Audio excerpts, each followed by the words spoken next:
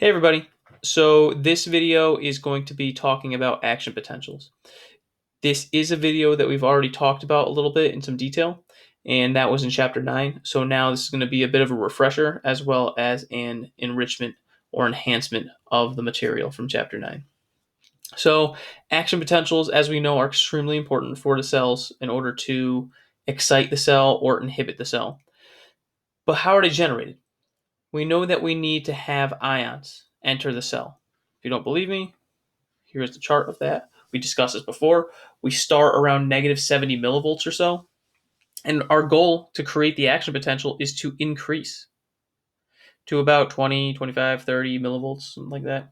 So in order to get there, we need to add positive charges to the cell. How do we do that? Positive ions, specifically sodium. With that said, we need to make sure that, looking at the graph here, we want to have a large number of sodiums enter at one time. So in the plasma membrane, we need to make sure we have an adequate density or a pretty high density of these voltage gated ion channels so that we can allow those ions to enter the cell. We don't just want one or two or three sodiums at a time. We want to make sure there are many channels to allow as many sodiums as we need in order to get that action potential to occur. An action potential can also occur if local potentials arrive from multiple points. So this means that we're going to get many little signals from different locations that are going to be together powerful enough to create that action potential. The action potential is going to consist of a rapid dramatic change in the membrane potential or the membrane voltage. So if we look here, again, we started around negative 70, and then very, very rapidly, we shoot up to about plus 25, plus 30. This has to be very quick, and it needs to be rapid, as we see in this image. The axon hillock is going to be the generator of this potential, and it must rise to a threshold, meaning it needs to reach a minimum voltage in order to open up those voltage regulated sodium potassium gates. So if we don't reach that threshold, nothing will happen.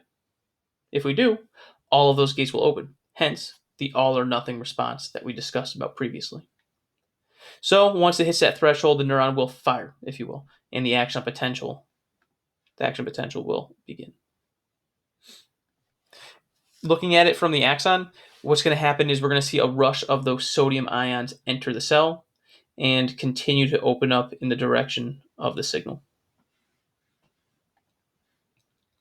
Once again, at threshold, the sodium gates will open quickly and the potassium gates will open slowly. If you remember from the previous video, we were talking a little bit about this. We have two options here. We have the sodium, where sodium is going to diffuse into the cell, and we have the potassium ion channels, where the potassiums are going to leave the cell. When the action potential is beginning, when we're trying to create the action potential, this diffusion of sodium is going to be rapid. We're going to get tons of these plus positive ions entering the cell. But the potassiums leaving is going to be very slow. We call this, they're usually considered leaky. They're very slow. They're not going to happen very quickly.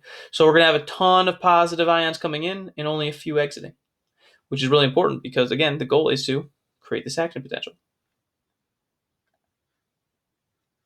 The polarity of the membrane will become reversed. Therefore, instead of being depolarized, we are now repolarized. We're going back to normal-ish, right? So we're trying to repolarize, go away, go back to the middle, right? We're trying to approach zero as fast as possible. Membrane repolarization is going to cause those sodium gates to close and the voltage stops rising. So eventually, once this repolarization happens, we start to shut those gates, right? The goal for your body is to reach that equilibrium. That's what it's trying to do.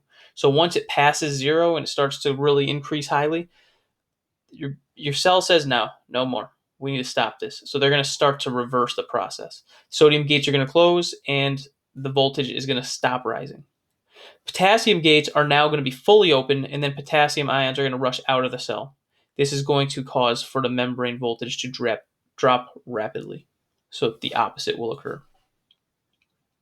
So the original distribution of sodium and potassium ions will be restored. through the sodium potassium pump that we discussed previously. So this is going to be important after the fact to make sure that we can reach our normal negative 70 millivolt resting membrane potential. And again, just as a reminder, just as in muscles, nerve fibers obey the all or nothing law.